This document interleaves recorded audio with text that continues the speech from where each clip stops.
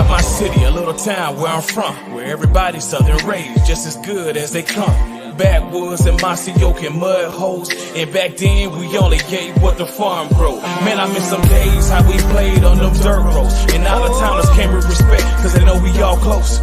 Yeah, southern pride, toting gun folks. Welcome to my city, I-75 South, just north of Live Oak. I'm from a city called Austin, Georgia, right on the border of Florida. I was raised on these dirt roads, mud tires, spin backwoods running right. This is small town living, yeah. Now welcome to my city, Title Town, 229, turn it up so they can hear it loud. We get it up with big trucks and heavy G's, pretty girls with moonshine and whiskey. It's nothing like our dirt roads, you can bet that, son. I'm from a city, by any means we gon' protect our guns. I hang with the rednecks and geekies. We get up in big trucks in the backwoods like Indians and teepees.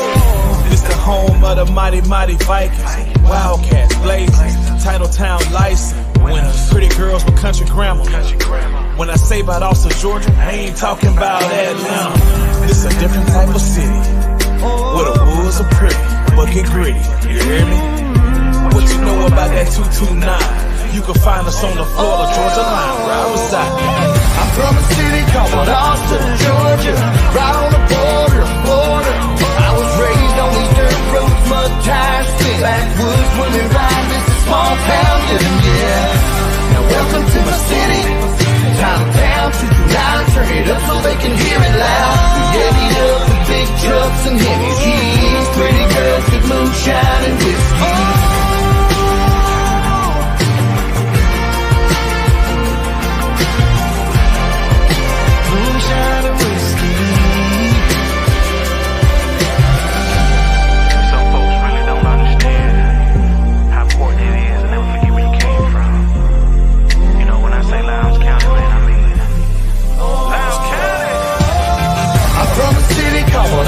Georgia, right on the border of Florida. I was raised on these dirt roads, mud tires, spin backwoods running right. This is small town living, yeah. Now welcome to my city, Title Town, 229, turn it up so they can hear it loud. We get it up with big trucks and heavy G's, pretty girls with moonshine and whiskey.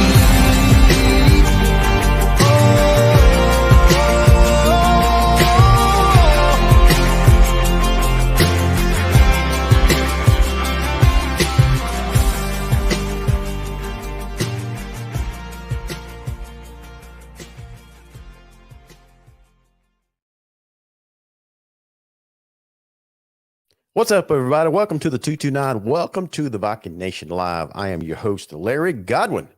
You can call me LG. You can call me whatever you want, because right now, I don't really care. No, I'm kidding. I do care. I do care. I'm kind of in this jacked up mood tonight, as you guys are used to seeing. I'm hyped up on caffeine, and that's never going to change. Why should it? It's the only drug that I do. I don't drink. I don't smoke. As Adam used to say, what do you do? I drink caffeine. That's what I do. Speaking of caffeine, let me go ahead and thank our fantastic sponsors. Leading off the lineup tonight is the Pepsi of Valdosta. Thank you so much for being our title sponsor for the year.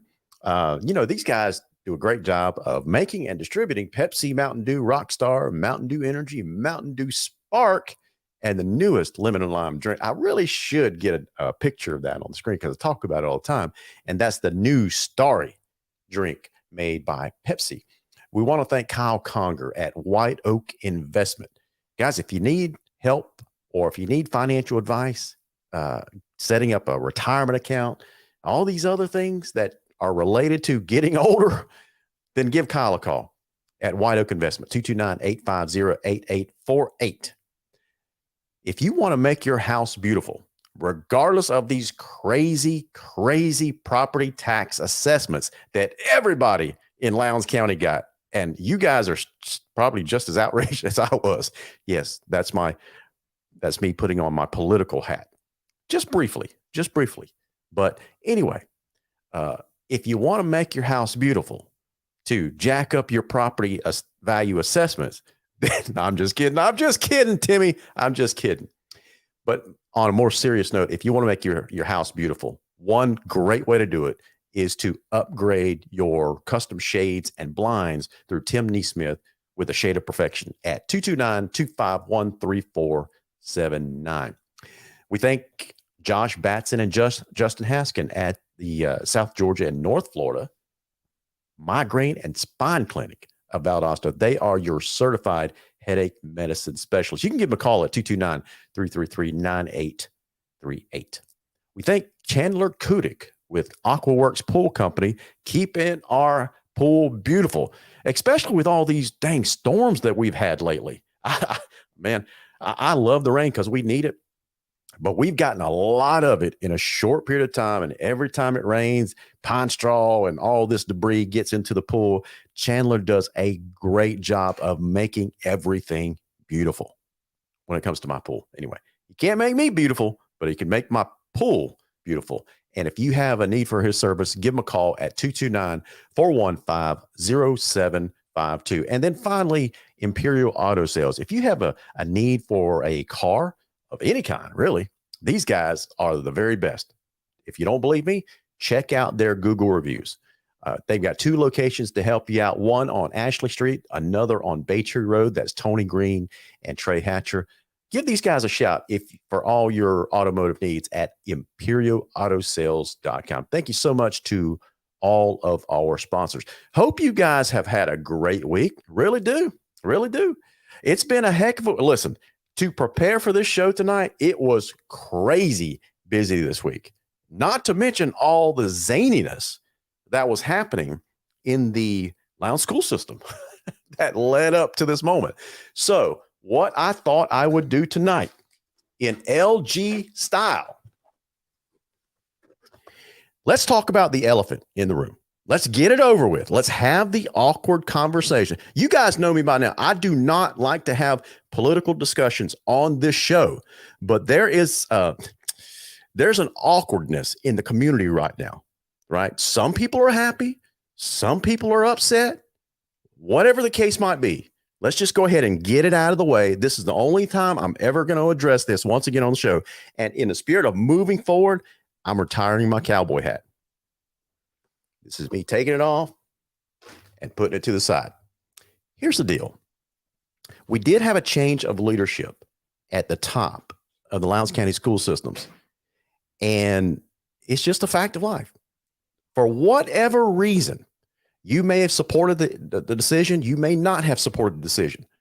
But we are still a school system charged with educating our kids, and we have to move forward. Okay. So with that said, I'm not going to get into the details of what someone did or what they didn't do, because there's a lot of passions on both sides of this argument, right? So, but what I wanted to do was focus on the positive moving forward. Yes, we do have a new interim leader at the very top. And so I wanted to recognize her tonight, and that is none other than Sandra Wilcher. So congratulations for being named the interim superintendent of the Lowndes County school system. Sandra Wilcher is going to do a fantastic job. She's a woman of God. She's got it from a great family. She loves this school system. She spent time in the trenches dealing with the social work side of the school system. And that means that she is fantastic at building relationships with families out there. And she's cut her teeth in that, and she's risen up, and now she's been named the interim superintendent of Lowndes County Schools. So my request is, regardless of what you or how you felt, everything shook out. I really don't care what your thoughts are towards the school board or the administration or the former superintendent. Let's just move forward. That's all I'm asking. Let's just move forward, rally together in the Viking way. And, you know, we've had a lot of change. As far as a system goes, whether you're talking about a school system in general or an athletic program, we've had a lot of change in 12 months. Think about it. We not only just lost a school superintendent, but remember, we just lost a head football coach as well at the start of this year. And then we got a new football coach, and everybody's so excited, throwing all their support behind the new head football coach, and Adam Carter, he and his staff are doing a fantastic job preparing in the offseason, getting ready for the season. And now this shock happens, right? So there's been this cloud since the first of the year over the superintendent's office, and everybody knows the details. Everybody's got their opinion. We won't rehash all that. So you know what happened. And it culminated last night in the action by the Board of Administration in going in a different direction. Okay. So now that we've decided to go in a different direction, listen, I want to wish the former superintendent, Sean Harrelson, well. Man, God bless you. I'm praying for you. Right or wrong, as believers in Christ, we are called to pray for people, especially when they're down. And that's what I'm going to do. You may not choose to do that, but my scripture tells me that that's what I'm supposed to do is pray for people, especially when they're down and out. So that's what I'm going to do. So I wish him well. And hopefully we can, as a school system, band together, move full speed ahead. So that's the only thing I'm going to say about that. And hopefully that addresses the elephant in the room. And now let's focus on Lowndes athletics and Lowndes football. How about that? That's why you guys tuned in tonight, right? So now I am kind of sad in retiring my cowboy hat, because I told you guys months ago that I was not putting that cowboy hat on to protest any particular person in the school system, right? So I gave you the whole story behind that hat and where I got it from, and that was pre-planned and that kind of stuff. Some of you didn't believe me, but that was the truth. That was the truth. But in the spirit of moving forward, I'm retiring my cowboy hat. Now, that means I've got to find another hat because I want to keep my crazy hat segment going. So anyway, you guys have got to help me find my way there. So let's go ahead and get on with the show. Hey, I do have a request tonight from, I guess, fellow super fan, and that's Chase Garnto. He's not able to be with us on the show tonight. Coach Trainer said, did you get my message? I did not get your message, mainly because I've been so busy, Trainer, that you usually email me on my Gmail account, and I have not had a chance to check that yet. Okay, so if so I promise you I'll do that right after the show. And if it's much more urgent than that, then shoot me a text. I'll make sure. I don't know if you have my cell phone number, but I got to make sure you get that, so you can just go ahead and text me, because sometimes I don't get into that email until much later on. Travis Hart says, LG, get you a straw hat for that hat segment.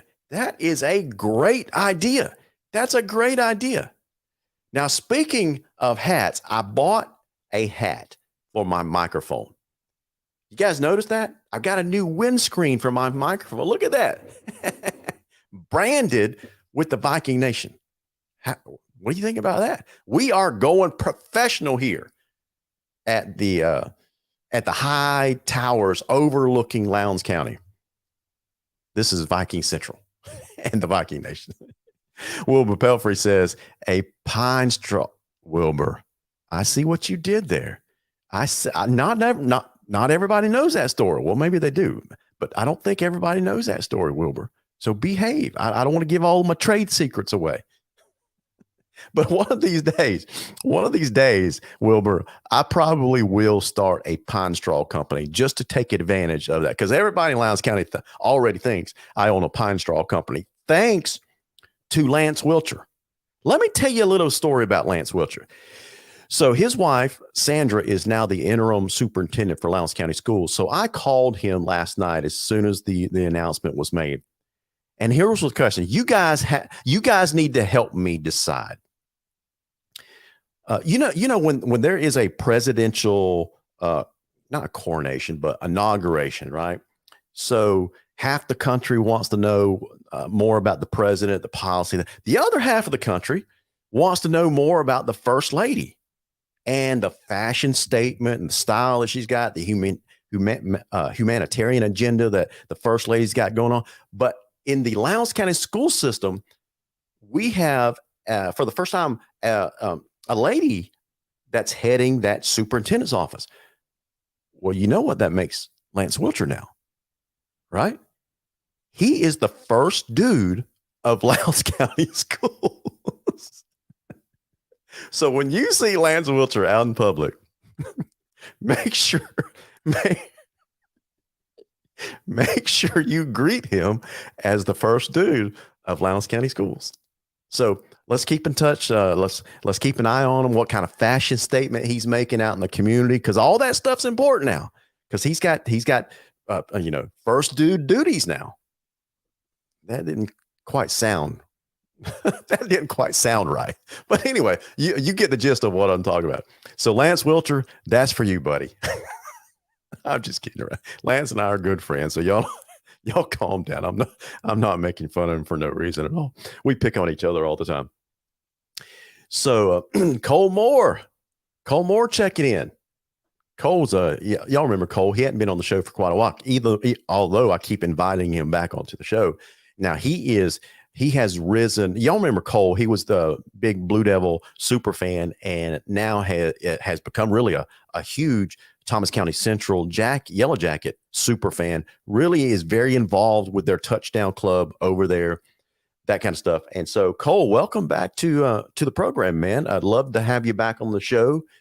Maybe a first segment or two. I know you're very busy with a new baby and your family and all that stuff. You've got dad duties right now, right? And so I don't know why. Every time I say duties, it sounds weird. I don't know why.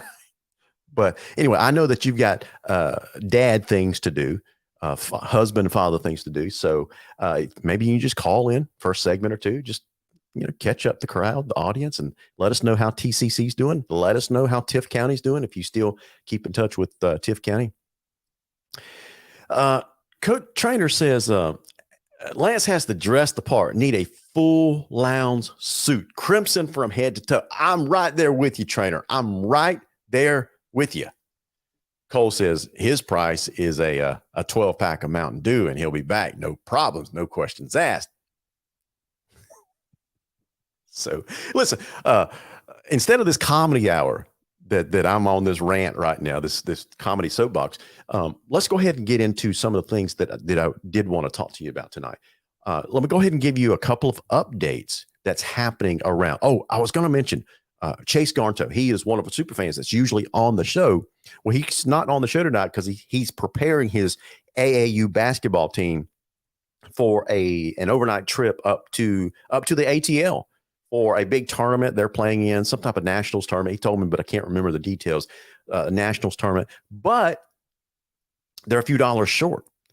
And so they are having trouble raising some funds. And so they're leaving tomorrow. So I thought I would just help them out tonight, make the announcement, appeal for anyone that wants to reach out to Chase to help out their AAU basketball team with, listen, it could be $5, $10, $20, $100, whatever. If you feel the need to do that, they sure would appreciate it. You can check him out on Facebook. Get in touch with him, Chase Garnto. I think it goes by Joshua Chase Garnto. So that is the Georgia Soul AAU basketball fundraiser. Jason says, do they have a Venmo? They probably do, Jason. I don't know. But they probably do, because I think I have sent him money before for the AAU league through Venmo. So I think they do. But anyway, Chase, if you are watching tonight, put your Venmo ID into the comments so people can see that. So anyway, hope you guys can help him out with, offsetting some of those expenses. We do have a golf update. Do y'all remember the Lowndes Golf had a fantastic season this year? So a lot of our golfers did well in the state. I think in the state they come in third or fourth, something like that. But one of the seniors that led the charge was none other than Jacob Spees.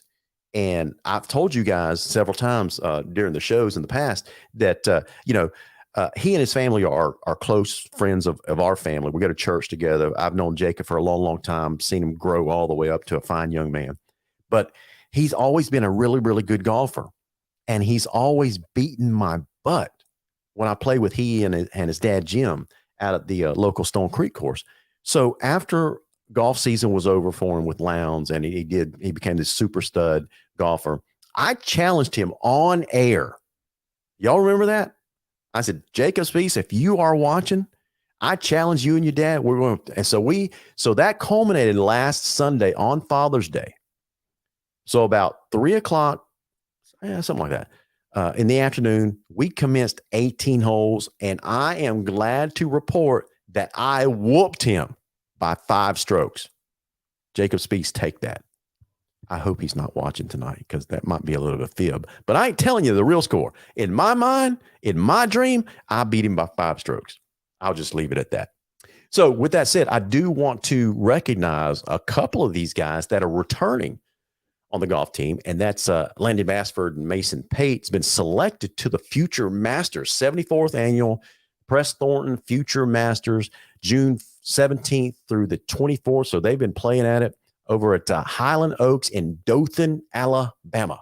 So congratulations to these fine Lowndes golfers, Landon Bassford and Mason Pate. Oh, I think Landon is a senior, isn't he? I think he is. So anyway, congratulations to those guys. Just a reminder of the season ticket information, right? And that is each ticket's going to be $65 per package. The renewals will last until July 21st. That's the deadline. No renewals by mail this year. So don't send your money by mail because they're not going to mail the tickets back to you. Mainly because of postage costs. But the primary reason is there were so many tickets getting lost in the mail. And so that creates a very, very sticky situation, right? So they've cut out the mail renewals. So the only way you can do that is to go up there to the ticket office. And if you need those ticket office hours, go to our Facebook page, The Viking Nation. You guys know where to find that by now. And there is a post that talks about all the different office hours for the ticket office. Okay. So make sure you upgrade or make sure you renew by July 21st, because anything after that, upgrades start on July 24th. That's a Monday morning. And then the next day on the 25th, that's when new sales happen for the general public. Okay. Colmore, he's laughing. Call in, man. Colmore says, send your money to TCC through the mail. We got you. We got you. Absolutely.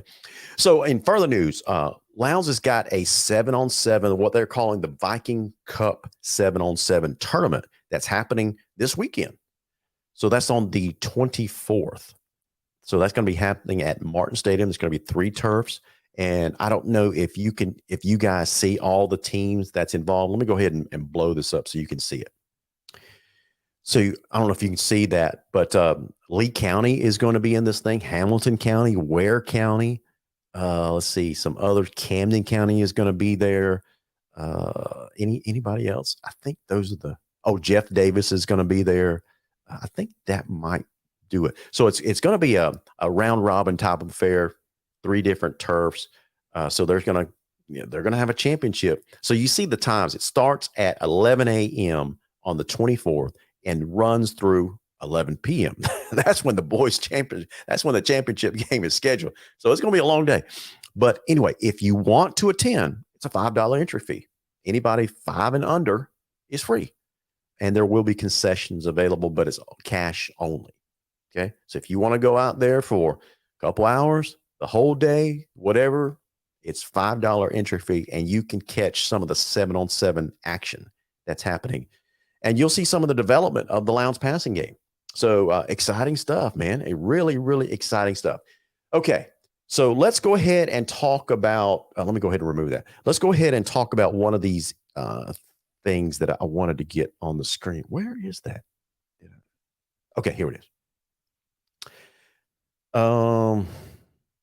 Man, I think for some reason I did not include that slide, and it's like, where the heck did it go? Okay, let me just go ahead and tell you about that. So earlier this week, someone, I think it might have been Cole Moore, I can't remember. Someone sent me an email or a text, one or the other, of a graphic from MaxPreps. And you know, MaxPreps, national organization, they focus on high school football, that kind of stuff, or they at least have a branch that focuses on high school football. So during the offseason, they come up with, the top 10 dynasties, football's dynasties of the 2000s or the 2020s, that kind of stuff. Well, they came out with a new list which was the most hostile high school football environments in the nation. And I don't know if you had a chance to look at that. And I was going to put it on the screen, but for some reason, I don't know why, but I did not include that in my slides. So I'll just go on ahead and read this to you. All right. So here's what they came up with. Elder High School. And some of these you're going to say, where's that? And that's okay, because there's one in particular. Do you think any team in the state of Georgia made this list? Remember, this list is from MaxPreps, and in their determination, their opinion, they're saying that these are the most hostile high school football environments across the country. Let's see. Sharon Hemp is asking, is anyone else having problems with audio? Are you guys having problems with audio? I hope not, because everything looks like it's working fine here, and I don't see anybody else complaining about audio. So I hope not. So, Sharon, let me know if you continue to have these problems. Stephanie Broom says she can hear. So, unfortunately, Sharon, it may be a local issue. Maybe, maybe close out the browser and restart the show. So everybody's saying they can hear it. So it sounds like it may be a one-off situation, Sharon. And I apologize for that. I'm not sure what's happening there. So thank you guys. So anyway, Stephanie Broom, what are you talking about? So I asked her, did any stadium in the state of Georgia make the list? And Stephanie Broom says Colquitt or anywhere Rush is coaching. Well, you might be right. So here is what MaxPreps thought. They said Elder High School, that is in Cincinnati, Ohio, Massillon High School, which is in Massillon, Ohio, and coincidentally, Valdosta is going to be playing Massillon, traveling all the way up to Ohio to Paul Brown Stadium to take on the Tigers up there. And that's going to be an interesting game because it's going to be between two programs that have historically some of the most wins in the country. I think Valdosta is number one and Massillon might be 3 or 4. I can't remember, but both of them have well over, I think, 700 wins. So anyway, then you have Permian High School in Odessa, Texas, Allen High School in Allen, Texas, West Monroe High School in West Monroe, Louisiana. And I don't know if you remember that name, West Monroe, but that's where the Duck Dynasty boys are based, in West Monroe, Louisiana. So West Monroe High School must be a tough stadium to play in there. Jenks High School in Jenks, Oklahoma, Prattville High School in Prattville, Alabama. That's where Jamie DuBose came from. He won a couple of state championships in Prattville, Alabama, about a decade ago, right? Before he went on to win a state championship at Phoenix City. And obviously, you guys know the rest of the story from there. But Prattville made the list. Oscar Smith High School in Chesapeake, Virginia, and Lakeland High School in Lakeland, Florida. Now, there's one Georgia team that made the MaxPreps list of most hostile environment for a high school football stadium, and that is none other than Valdosta High School in Valdosta, Georgia. So my question for you is, did MaxPreps go based on overall body of work, or are they truly reflective of modern day football?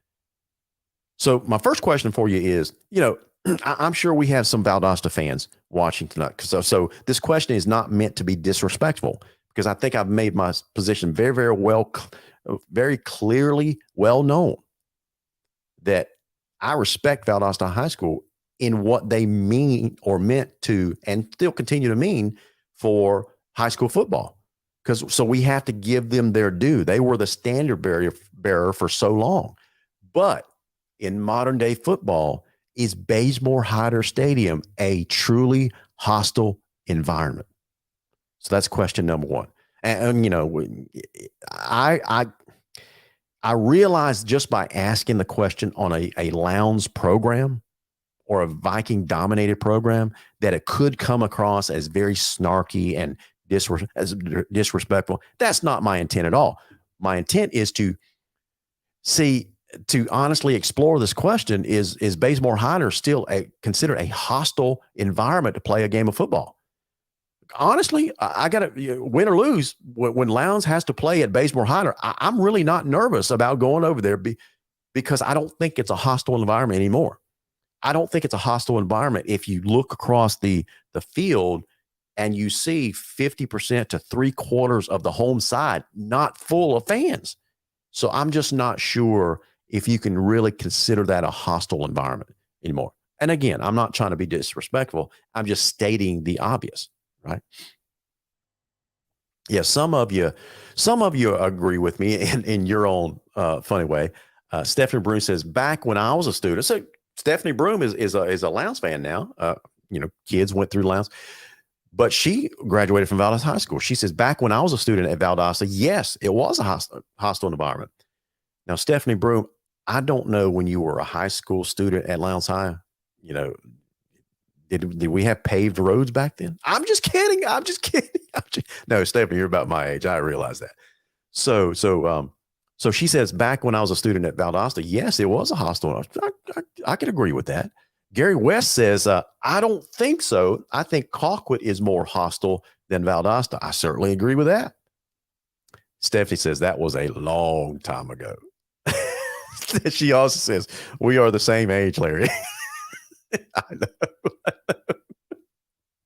I don't know if you knew this, but I grew up in the backwoods of Berrien County, and we didn't have paved roads, Stephanie. So I can honestly say that was before my road was paved. So Coach Trainer says Lowndes is the number one. The band even has its own rule passed down by the. That is true. That is the Lowndes rule. Now, and to Valdosta's credit, Valdosta actually has their own rule too that applies to onside kicks. I didn't know if you guys knew that. So, okay. So if we can all agree that Bazemore Hyder is probably not the hostile environment that it was 20, 30 years ago. So let me ask you, what are the top 10 hostile environments in the state of Georgia where you can play a football game? What do you think about that? So I've made a list, but I want to know what you think. What's your list? So I've got to think that Ware County probably hits that list because they can get pretty hostile over there, especially when that green wave starts rolling. You know what I'm saying? I would say probably Camden. Camden can be a very hostile environment now, especially back in the mid to late 2000s. And then Jeff Herron left, and then that kind of went away. But now he's back, and it is a hostile environment again. It really is over there. I think of maybe Warner Robins and Northside Warner Robins. They share a stadium, McConnell Talbert Stadium. I think that is pretty hostile. And Gary West says that his top three is Lowndes, Colquitt, and Buford. Gary, hold on to your hat because we're going to talk about Buford here before the show ends. Because man, there's a lot of good stuff. Wilbur. Oh, Lowndes Viking. So, okay. Wait, what? Yeah, Wilbur. I've already addressed that. Yeah, that's the 7-on-7 Viking Cup. Okay, so I'm thinking maybe McConnell Talbert Stadium, Northside Warner Robins, and Warner Robins High School. Now, Colmore is going to hear me saying this. I think now that Justin Rogers is in Thomasville at Thomas County Central, I think when Ed Pilcher was there back in the 90s, it was a very hostile environment. Now that Justin Rogers is there and doing what he's doing there, it is probably going to become a very hostile environment again. Lee County can be a very hostile environment to play a football game. Obviously, Colquitt, we covered that. Let's see. Jason says Northlake was pretty hostile. I thought we may get physically attacked trying to get to our Northlake. Oh, you mean Westlake? Okay. I had to go down a couple of comments. Yes, Westlake. It can be. I remember going up there. Any of the top Atlanta schools can be hostile. Yeah. Now, there was a team, I can't remember what year it was, but we went up there one year in the playoffs to play. Oh, shoot. One of the DeKalb County schools. I cannot. Was it Stevenson? It was one of those teams up there, and they shared a stadium. Was it Lakewood? No, it wasn't Lakewood Stadium, but I can't remember. But anyway, I think it was Stevenson that we were playing that night, and it was two wing T teams, and it was one. You know, if you were just an offensive minded guy, it was kind of a boring game because it was two wing T teams. Lowndes pulled it out. But that was a different kind of stadium. And I don't think the stadium, being inside the stadium, was particularly intimidating and hostile. But I just felt nervous driving up into the parking lot, walking up to the stadium. Because I don't know if you guys remember that trip for you guys that like to travel to the away games with me. Excuse me. So you drive into the parking lot, and the stadium is like on a top of a hill, and you drive into the parking lot, and which was fine, but it was a very dark part. It was not very well lit at all, and it was in the wintertime because it was in the playoffs, right? And so sun sets, goes down, gets dark around 5:30, 6 o'clock, and you drive into the parking lot. It's not very well lit, and say what you will, DeKalb County, probably not the safest place in the state of Georgia, right? I know I'm being very general, but let's be honest, it's probably not the safest place. So you walk into this parking lot, not very well lit. And I was just nervous because you guys know I travel everywhere with my mom, right? And she's an older lady, not very fast. So I'm thinking, okay, so if we get in trouble here, she's not going to be able to run very fast. So that means that I can't leave her behind. Or maybe that was a good plan because I'm faster than she is. So I can no, I'm just kidding. So I'm just thinking about this, our safety and walking up, and then my fears were confirmed when we get up to the stadium. It was one of the first times that I had to go through a metal detector to get into a high school football stadium. I don't know if y'all remember that. So the field itself wasn't hostile, but I just felt like it was a hostile environment around the stadium, if you know what I mean. Yeah, Greg, you got it. Stevenson's Dust Bowl. That's it. So Peyton Bedgood, he says, I heard Carrollton was pretty bad last year. Depends on how you intend it. Yeah. Playing in their stadium, especially if you got behind because they were such a good football team. We went up to Carrollton and played with them in the playoffs.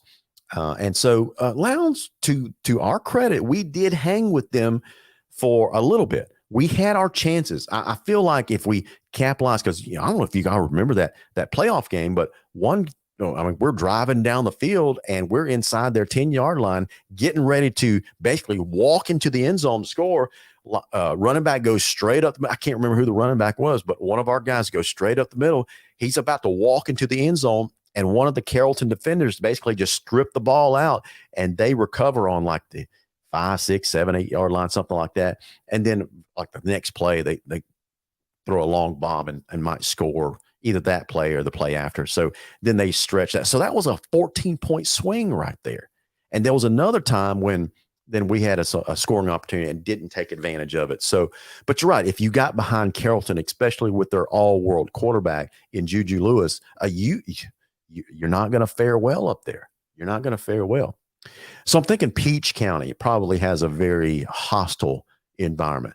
Now, a little bit closer to home, Thomasville, I think their stadium, when they're playing well, especially if you go over there and it's Thomasville against Brooks County or Thomasville against Thomas County Central, it's a very, very hostile environment over there.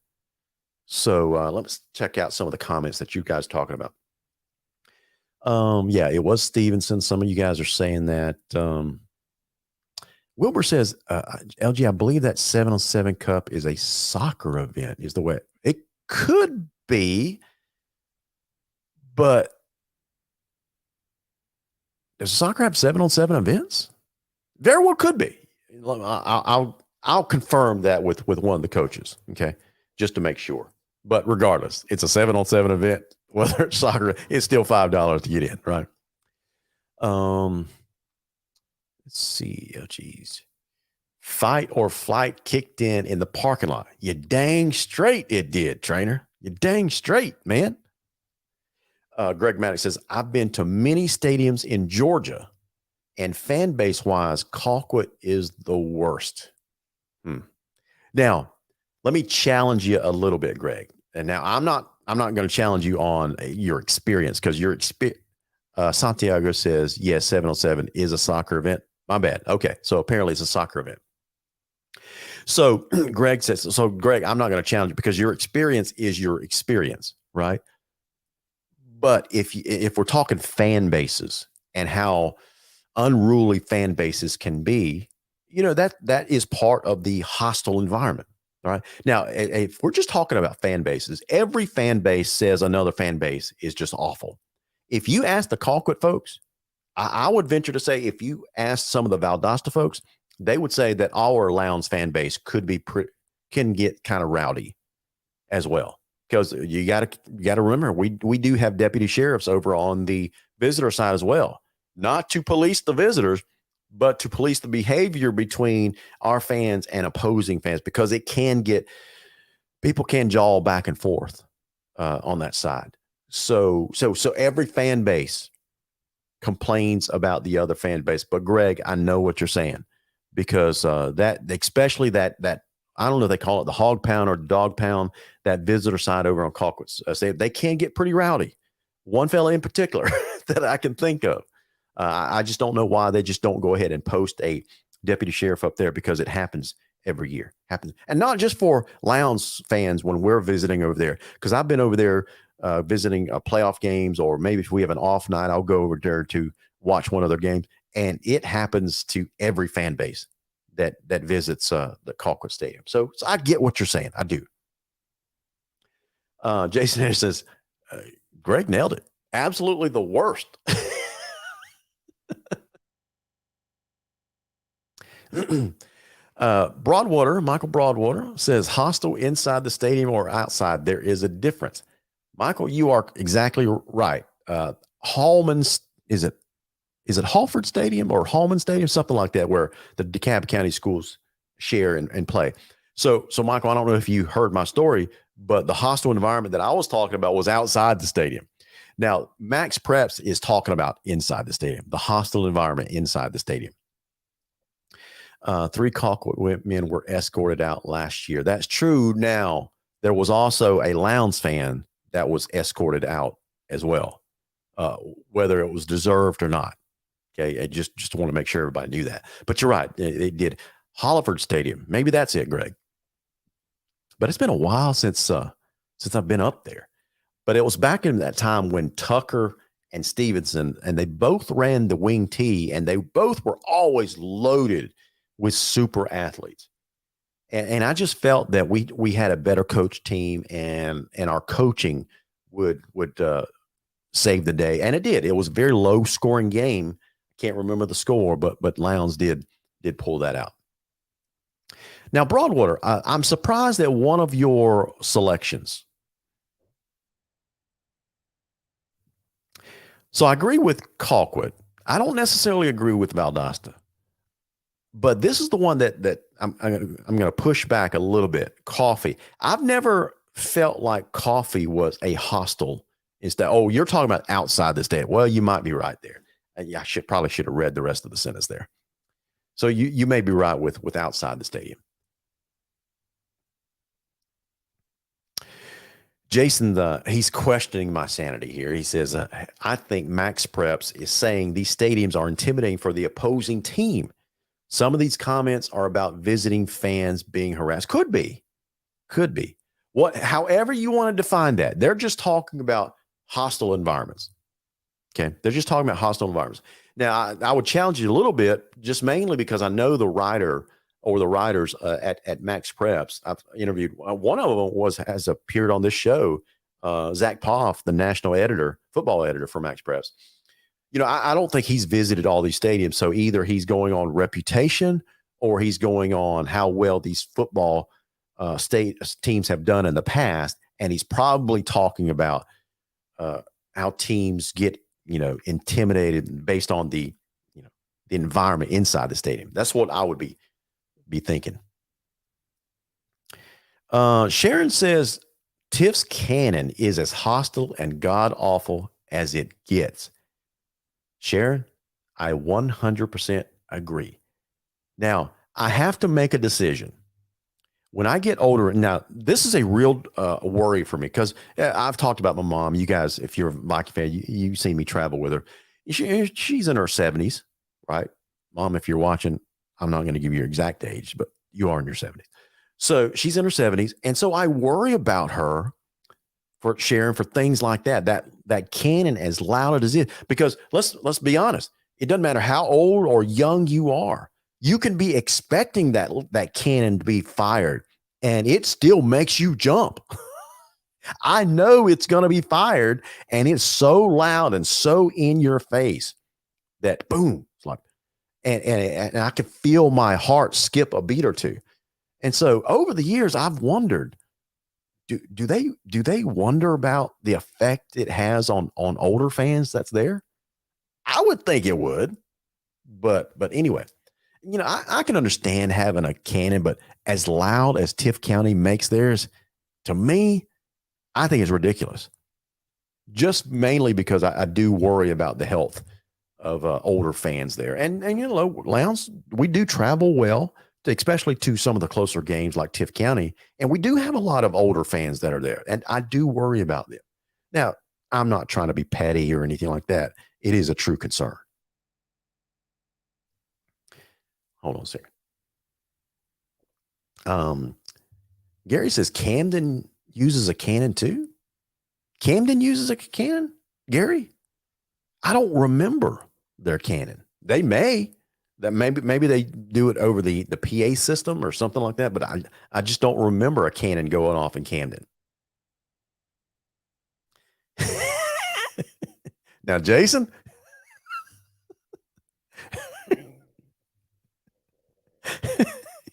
Stephanie, I didn't say this. Jason says, yeah, Stephanie Gupton Broom could suffer around that kind of noise.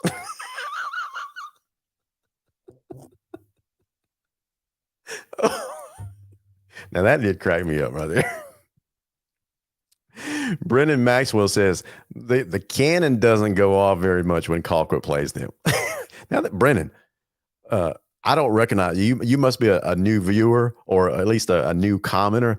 I got to tell you, brother, that's funny. That is funny. So I don't know if you're a Colquitt fan, but kudos, man. That's funny. So Brandon says the cannon doesn't go off very much when Colquitt plays them. I hope it doesn't go off very much this year no, I think Tift County comes to us this year. In the preseason scrimmage, we play Tift County. Stephanie Broom. She says, what does that mean? Stephanie, I think we both knew what Jason meant. We'll just leave it to your imagination. I know Trainer says we're way off topic. We're way off topic. Absolutely. Let's get back on topic. What were we talking? We were talking about stadiums. Okay. So let me go ahead and change the topic a little bit. And that is, man, one of the things that is heating up. Let's go. Well, before we talk about the NIL, let's talk about transfers. There has been a very high profile transfer. Oh, everybody in the nation knows about this. I got a couple of buddies that I work with, huge Georgia fans, right? They knew about this before I did. They're the ones that told me about it. So first thing that morning, they're sending me a text. Hey, did you hear this guy is transferring to Buford? Yeah, he's going to be closer to UGA. And man, that's great. Way to go, Kirby. That kind of stuff. So you guys know by the news, the number one recruited player in the country, Dylan Raiola, something like that. Dylan and his family are transferring to Buford High School. Now, that's a big deal. Now, I've heard some justifications. So, I even had a debate with another fellow Viking superfan about this very thing. So out of all the, let's go ahead and talk about this. Out of all, because this is a hot shot. I'm talking about a stud of a 5-star quarterback, Dylan Raiola. And so is that becoming an in thing now where you're on the West Coast and you just want to have better competition or whatever the case might be, you're going to transfer all the way to the East Coast? Remember that kind of drama happened a couple of years down here. Remember Jake Garcia transferred from Southern California to Valdosta, and everybody knows the story of that. So now Dylan Raiola transfers from out west all the way to Georgia. He's the number 1 quarterback in the country. And so if he wants to transfer, he basically could transfer to anywhere. So one of the arguments is maybe he's transferring for better competition because he's probably going to graduate early in December at the end of this year, then probably going to early enroll in Georgia in January. So if he wants to transfer for better competition during his senior year, just to get him more prepared, because I don't know the school that he played for. I mean, I don't know the area they came from, that kind of stuff. So maybe he's transferring. So let me go ahead and get one of our super fans joining for this discussion. None other than Stephanie Broom Slayer himself, Jason Anderson. Jason, how you doing? I'm good. Can you hear me, Larry? Yeah, I can hear you. Okay, good. Hey, guys, can y'all hear Jason? I think you can. Everything should be fine. So, Jason, let me get your opinion. You're a big dog fan, like many of us here, but I wanted to talk to about this topic tonight. I told you when we talked earlier today was because this does affect Georgia high schools and the transfer rule and things like that. And one of the things that I kept getting asked about yesterday and today is like, wait a minute. I thought you weren't supposed to transfer for sports reasons. Yeah, I mean, I don't know that I've necessarily heard that comment, but I think you can transfer for whatever reason you want to, as long as you make a legitimate move into a district, right? I mean, you can transfer because you like the colors of the mascot. I don't think that really matters. Well, I think in the GHSA bylaws, it does say that you're not supposed to transfer for sports reasons. Well, what idiot would actually declare that, right? And my reply was, don't say anything. Yeah. The people can't read your mind. Sports, yeah. Dylan, who even knew he played football, right? I mean, only a select handful of people had an idea that he was a football player. Yeah. So when you heard the news, regardless of how you feel about Georgia transfer rules, okay, as a Georgia fan, what was your first impression? Do you think it was a good move for him? Well, I think it was a good move for Georgia because I think that anytime you get a commitment from any of these players in today's world, there's always a chance they're going to back out, right? So they can change their mind up until the day of signing, maybe even beyond if they don't sign a letter.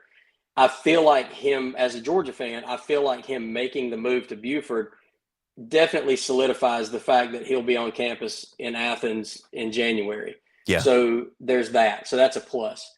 What concerns me as a Georgia fan is that this is his 4th school in 4 years, if I'm not mistaken. Correct me if I'm wrong. That's right. So clearly this guy does not have any allegiance to a program, dare I say, to his team or even his teammates. He is not concerned about transferring out. So if things don't go well for him the first 18 months, maybe even 12 months, he's on the ground in Athens, who's to say he's going to be in Athens in 2 years? I'll believe it when I see it. So there's 2 viewpoints on that from a Georgia perspective. As far as high school goes, there's not much you can do about it. And, you know, if a family makes a move and they move into a district and they register their kids at a certain school, then that's where they attend school and they can participate in any events or extracurricular activities. So there's really not much you can do about it, but I don't like it. I don't think it's in the spirit of what high school sports is about. This isn't a new thing. At the risk of agitating people on the call, I think Valdosta wrote the book on how to do this, 50 years ago, 55, right. 60 years ago. They really are the people that gave birth to this way to be dominant in high school sports. In my opinion, there may have been somebody before them that actually wrote the book on it, but I give Valdosta a lot of credit. But yeah, I don't like it, but I just don't think there's anything you can do about it. Like we were talking today, I mean, you can make a rule where a kid has to sit for a year, and you would catch a lot of these what I'll call illegitimate transfers in that net, but you would also catch a lot of innocent kids whose parents have gotten, moved around because of work, and they're in a new school district, and they would suffer because of it. So you can't really make a rule that says they have to sit out, or you're going to punish a lot of innocent bystanders and have a lot of casualties as far as kids that want to play sports and can't for a year. Maybe it's their senior year and they miss out. But I don't like it. I think the only silver lining to the whole thing is that it does probably mean that he's going to be on campus in Athens in January. Yeah, absolutely. So let me go ahead and clear. I think this is a misconception that a lot of fans across Georgia has. Keith Madison asked the question, why transfer into UGA, or I guess Georgia mid-year? Wouldn't that burn a year of eligibility? Well, Keith, Jason kind of addressed that. It's like Georgia's GHSA's bona fide rules are basically, if you make a bona fide move, which means the entire family unit moves from one district to the other, and they show evidence of they're selling their house, they're making a legitimate, that's what that bona fide word means, a legitimate move, right, according to the family unit, then you're eligible immediately. And we saw that in the high school baseball world at the end of the baseball season, right? Yes. Yeah, we saw it which made beating Parkview so much sweeter, because they accepted in a transfer from North Gwinnett after the regular season was over, and I think right before the playoffs, if not during the first round of the playoffs. I think it was right before. So yeah, that made it really nice to beat Parkview. It was already going to be nice to beat Parkview, but it made it really nice when they had their high profile transfer on the field for that series and lost. I don't know if maybe that comment may have been a comment about eligibility at UGA. Yeah. And as an early enrollee, that won't cost him any eligibility. He'll just be a new freshman on campus in the fall. But he will be able to enroll as far as classes go. I think he'll be enrolled for what you call spring semester. But yeah, that doesn't cost him any collegiate eligibility. Yeah, absolutely. Hey, I see Mikey Davis is joining us tonight. Hey, Mikey, welcome back to the program, man. Glad to see you comment. Hey, Mike, why don't you call into the show tonight? I would love to get your perspective on this too. You usually have a pretty good pulse on Georgia high school football. Got some really good commentary and opinions from you in the past. So if you feel like it, why don't you call into the show tonight? I'll put the number up on the screen. Anybody's welcome to call in 229-469-1205. You can get in on this conversation, and we'll ask you what your perspective is. So, Jason, do you think this recruiting, transfer, whatever we want to label this thing, is just out of control now? Is the genie out of the bottle, and there's no way we can control this? Oh, I don't think there's any control in it now. And I do think that places like Buford recruit themselves. I mean, the school recruits players without much effort, if I had to guess. I don't think you have to, if you're Buford, I don't think you have to go out and hustle for recruits. Now, you probably have to do some legwork to get Dylan Raiola. Yeah. Because he's the number one recruit in the country. So that's probably not completely organic, but at the same time, it is geographically close to Athens, and it is a high-profile program. Certainly, this player isn't going to transfer into a place that doesn't have a reputation for championships and for high-caliber football. So, yeah, I think I think Genie's out of the bottle. I think isn't it Florida where you can just go anywhere, right? It's a free-for-all now. Yeah. I mean, Florida is the wild, wild west now. Yeah, and I don't think that's the answer either. I see why you might think that if you're making the rules and you just finally throw your hands up and say, forget it. You go anywhere you want to go. We don't care anymore. Because in some ways, that's what's going to happen anyway. They're going to find ways around the rules if they're savvy. And even when a player like Jake Garcia doesn't play by the rules, he still got a second chance. Ended up at Grayson, arguably in a better situation, and won a state championship. So you can't really hold these people accountable if their motive is to move around. I think the other troubling thing that's probably in my opinion, the bigger problem is what it says about today's student athlete. and the idea that you play for your school or you play for your town or your community. I think with so many of these kids, that concept is a foreign concept that means nothing to these kids. It means nothing to these families. They do not care about leaving. They don't care, who they leave in their wake, because they're playing for themselves. Right. And, you can say that's the way the real world works, and adults do that sort of thing all the time with jobs and companies. And that's true. But it is disheartening to see the high school sports community become so compromised to the point where there's no loyalty or pride on behalf of these. Because you would think as a kid that you would have some pride in your community and you want to play for them, but so many of these kids don't value that at all. Now, I saw one particular post on Twitter. I cannot remember who it was from, but they were suggesting that Kirby had something to do with this, that he was encouraging or put his stamp of approval, I should say, on a move like this. He is the master of recruiting. Do you think college coaches kind of nudge high school athletes to transfer to another high school for better competition, or, setting themselves up with better coaching? What do you think about that?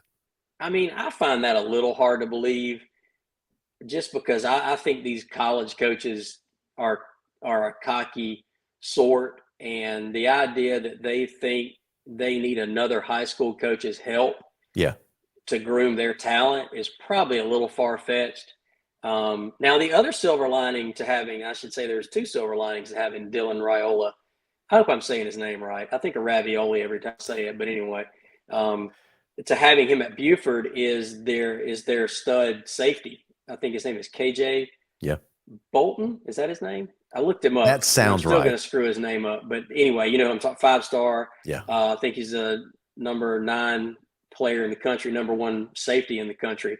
And now having Dylan be his teammate when Georgia's trying to recruit him as the number 1 safety is a huge benefit to Georgia. So I'm sure Kirby Smart is not upset that he has ended up at Buford, but I just find it hard to believe that any of these college coaches would jeopardize what they have to meddle in that sort of transfer, drama. I think there's just too much red tape potential for that. But who knows what these guys do behind the scenes? They're savvy at what they do, and they're definitely playing chess when a lot of people are playing checkers. So, it could happen. Yeah. So Mikey brings up a good point. I mean, this is pretty, I don't know if this will fit on the screen. Yeah. So he says he can't call in tonight because of the spot there. That's where he's at. But he lives up there. He lives in Cumming, which is next door to Buford. And he says, make no mistake about it, the kids want to go to Buford. So Buford doesn't have to go out and recruit these kids, which is a big that's what everybody thinks, that Buford just goes out and blanket recruits. But Buford has built such a program, and their facilities is second to none. And plus, it's a pretty desirable place to live up there. He says, make no mistake about it. The kids want to go to Buford. It's truly a joke up here. South Georgia is truly the only place where we could see teams play with kids they grow up with and win a championship, such as baseball. I don't see a 7A team from South Georgia winning a state championship anytime soon, unless Valdosta and Lowndes combine, which isn't happening. I mean, he makes a good point. Yeah, it's hard to disagree. I'm sorry, he meant with football. Hard to disagree with that, because I firmly believe that Buford recruits itself. I think Grayson recruits itself. Probably sometimes places like North Gwinnett. I think in baseball, Parkview is its own, recruiting juggernaut. There's a point where when you win so much, then you just become the bandwagon team for talent to flock to. I do feel like a place like Lowndes or Colquitt or Valdosta, if they were to land on a truly talented group of kids over maybe a junior and senior class and a couple of sophomores, they could possibly win a state championship. I mean, we saw it in baseball this year with Lowndes. And I would argue that maybe in baseball it's even more difficult, because you just don't have the numbers of kids going out for baseball as you do in football. So, sheer numbers at a 7A school in football at a place like Lowndes, you got a fighting chance. But with baseball, I think it's probably even more difficult when you are facing a Parkview type of team that does have an influx of talent. But I agree with what Mikey said. I mean, I think for the most part, a championship from the South is going to be very, very difficult to come by, barring a just, once in a lifetime group of talented kids, and that Buford probably doesn't have to go out and recruit. I think with a guy like I said, with Dylan Raiola, I think there probably had to be some behind the scenes things going on with boosters or people at Buford that were making these negotiations. But for the most part, the average player that moves in, they probably just want to play there. And That's right. They want to be a part of that program. I mean, I've been up there, I've seen their facilities. Many of us have, like in the audience, and it's second to none. I would say Lowndes is approaching status with the facilities that we have now. But yeah, they don't call it the University of Buford for nothing. Absolutely, man. I saw a rendering of their new stadium that they're building up there on the Buford campus, and it is a all-world stadium. It is Really? Impressive. Oh my gosh, it really is. So I had a chance, one of my other gigs that I do is, so I partner with a guy up in New Jersey, a guy named Joe Mamone with Prep Gridiron Logistics. And one of the things that we do is we interview some of the most prominent high school head coaches across the country. And just this past week, we interviewed both the IMG coach and the Buford head coach. And so so I asked Brian Appling, the Buford coach, this week, and I said, Coach, when y'all entered 7A, it was I guess it was a foregone conclusion that you were the heavy favorite coming into 7A to win a state championship, but you stumbled in the second round against Walton. What happened? Why didn't you live up to those expectations? He said, Larry, we have all the talent in the world. Last year, what people don't realize is I had a bunch of sophomores. So the next 2 years, I'm going to have the talent and the experience on our side. So basically what he was saying was watch out. Yeah. Watch out. Well, I think too, you mentioned Stevenson earlier. I was at that game and I remember the parking lot you were describing and I had the same feeling, and I wasn't with an elderly person. It was just my elderly self, prepared to make a run for it at any moment. But Stevenson was a team for years that was just loaded to the gills with talent, and they never won a championship. I think we beat them in the semifinal one year that's probably the closest they got. Yeah. I think that was one of the years that Greg Reed was playing. I remember being in the Dome and seeing that game. But I don't know this guy's coaching. What I'm about to say, I don't mean it to sound like I'm making a good declaration on his ability, but if he doesn't win a state championship in the next 2 years, I think it'll be an indictment of coaching, not talent. Because, you can have all the talent in the world, but at some point you also have to coach. And I think programs like that, the danger is that they get so talent laden that the coaching can be overlooked because you're so full of talent. And if you don't have your guys ready to play and you don't call a good game against a worthy opponent, this time around being Walton, somebody might sneak up on you. And so I think that was the issue with Stevenson. They had all the talent, but the coaching and the strategy just wasn't there for them in those years when they had all those talented players coming in. Yeah. So Mike makes up a very interesting point. He said championships is one thing, but there's nothing like, even if you don't win a championship, there's nothing like playing the game of football with the same guys that you grew up with. And I can speak from experience. Jason, it's well known that I played football at Berrien High, and we didn't even come close to sniffing a state championship. We didn't come close to sniffing a region title or even a winning season sometimes. But even 30 years later, 35 years later, I still have vivid memories of my childhood friends and, going up through the youth leagues, middle school ball, all the way to high school, even when we played Waycross, the Waycross Bulldogs over in Ware County back in the day, and we got our brains beat out. We of all the teams, little old Berrien County played Camden County over in St. Mary's one Friday night, and they killed us. But you know what? When I go back to a high school reunion or I call one of my buddies that I played with, we still joke about those types of days. Even though we were embarrassed, we're enjoying those memories even today. I think that's what Mikey was talking about. Yeah, I grew up in the same era, of course, and I'm for those who haven't seen me make comments or you make comments, I'm from Coffee County, so that's where I grew up, and played baseball. And I played baseball all through high school with the same kids I used to play pickup games with in the park or at PE at school. We were the same group of kids that we played rec ball together. We all played on the same team some years. We played against each other on other seasons. And we actually did play for a state championship my junior year. And I think one of the reasons that team was so good, we didn't win. We lost to Walton, ironically. But we were so good because we had played together so long that we had a good bond, a good team.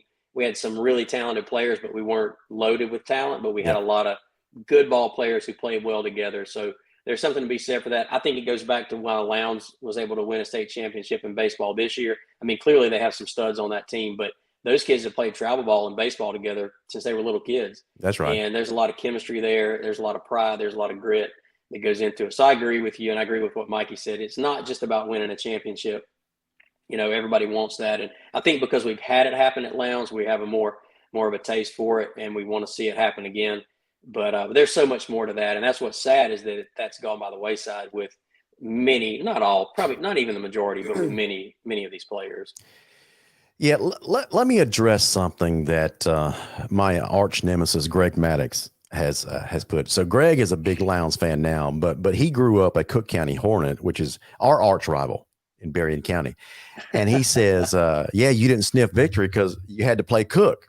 Greg, let me, in front of thousands of fans that are going to be watching tonight or on demand later on, let me set the record straight.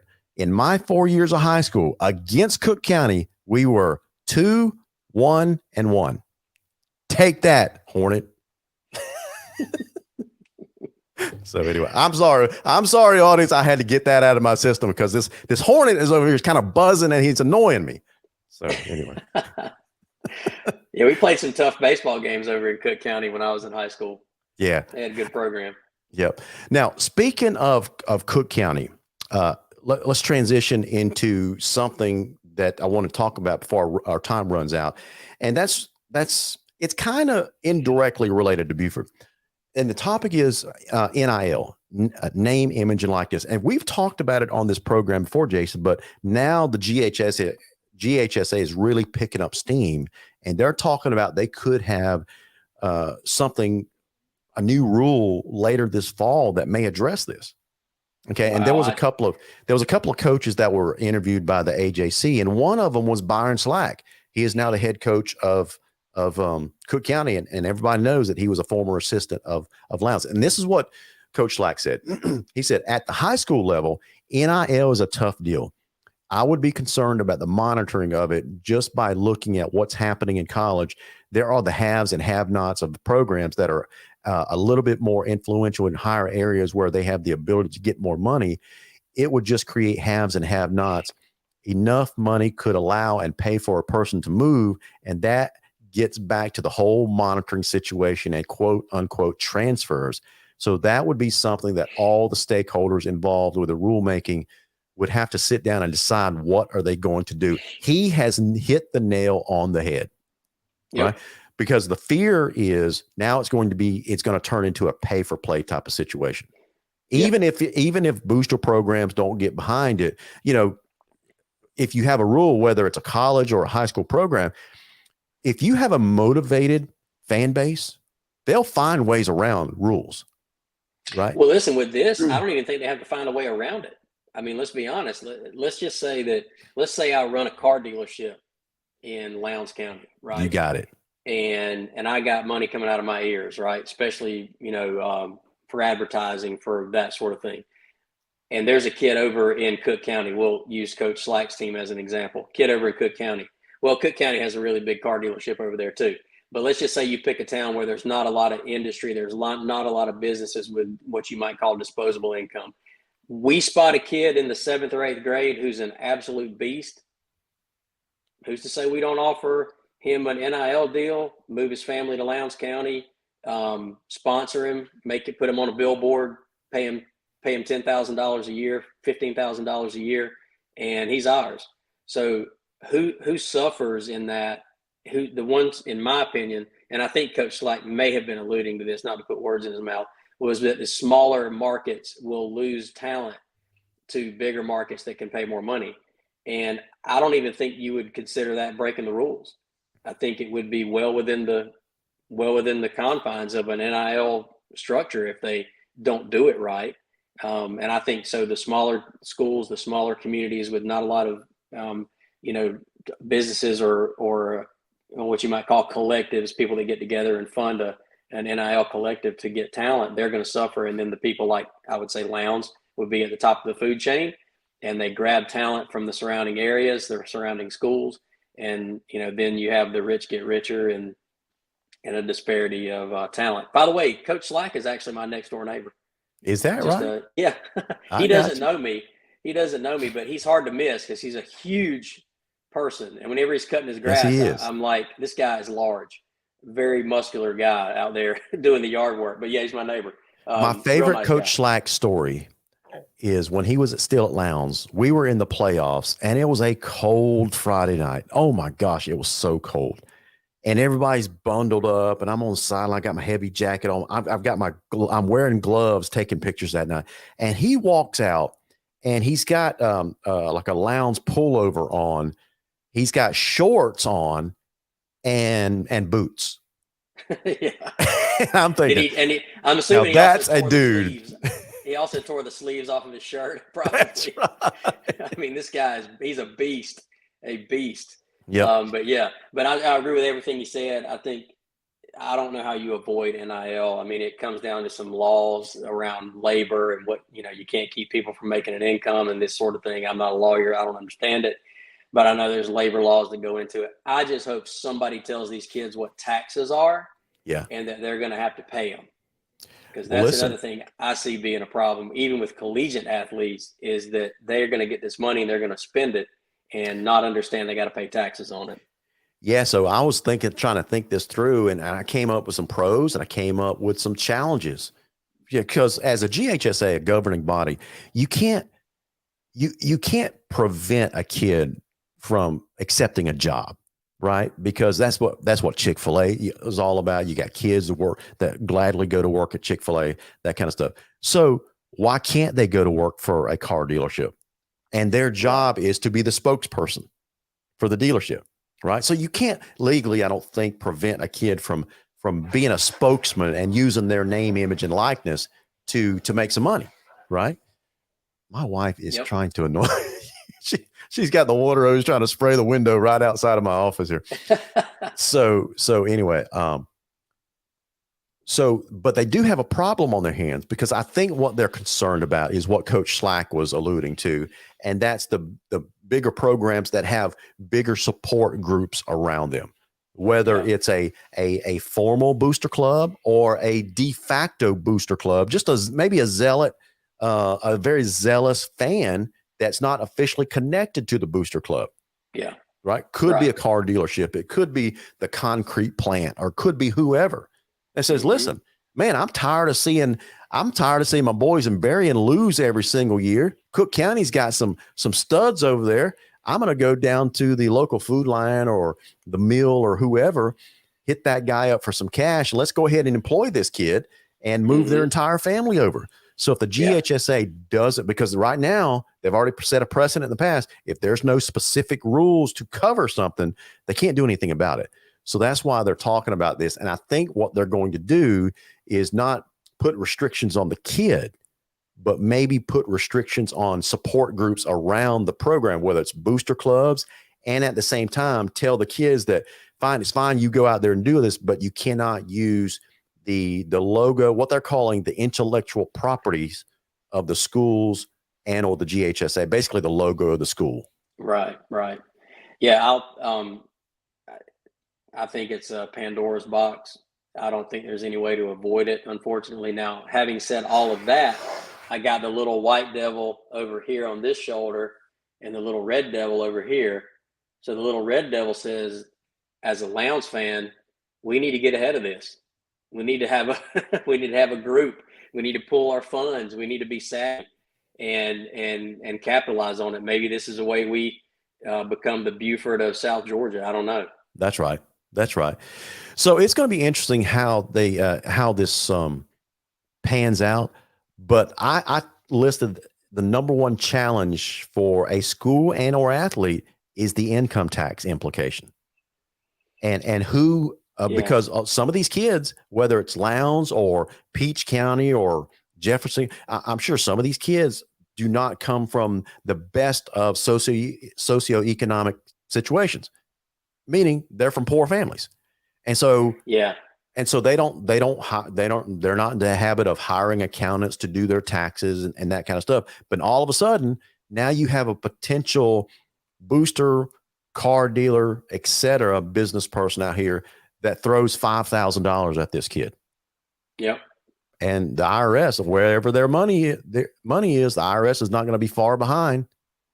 And so who is going to teach that kid and that family how to file their taxes? Is the school going to accept responsibility for that? I don't know.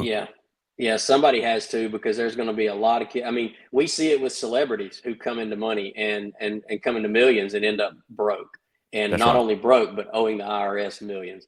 So yeah, you could give a kid $10,000 and he doesn't realize he's probably going to have to owe $4,500 of that to the federal government when it's all said and done.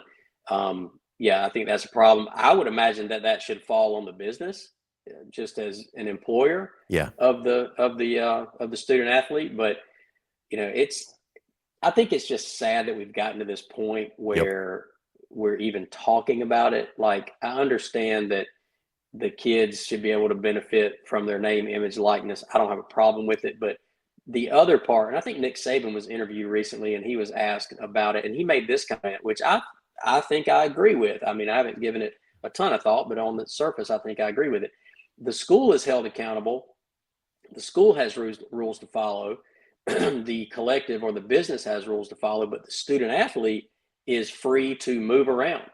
We may give a kid $20,000 to be our sponsor, our spokesman for our car dealership, and then somebody over in Moultrie says, "Well, we'll give you $30,000."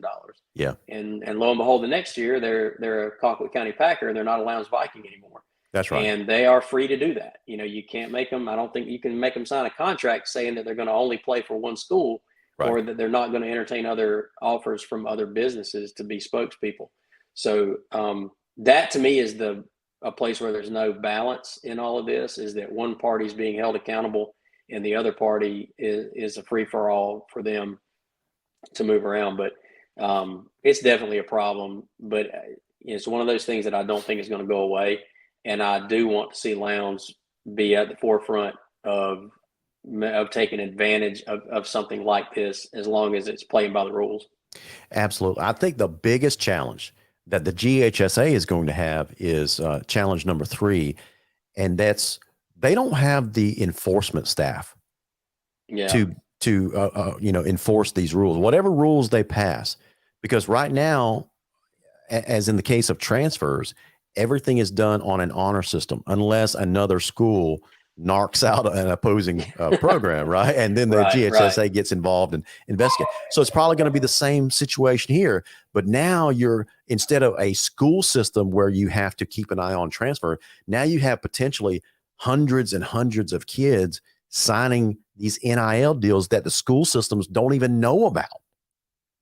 So how is the GHSA going to enforce this? I think they're going to have to beef up their enforcement staff.